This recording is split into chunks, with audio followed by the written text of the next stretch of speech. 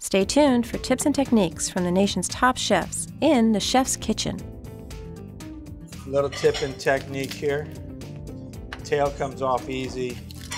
So you're just kind of twisting it, I see. Yeah, and it does. It just lightly poached.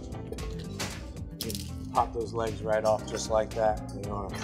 Here's a tip and technique here. When you're in your claws, drop them down a little bit. Okay. What's Knock that them do? down. That releases it from the tip there. Oh, I see. Knock that down. And then pop this. There you go. Slides it right out, that little cartilage. So you hand onto it. Uh-huh. I chop it down. That's why I'm not going whack. So it doesn't damage your knife. Well, yeah, and then you kind of know where the knife is already. Right. And you pop that off.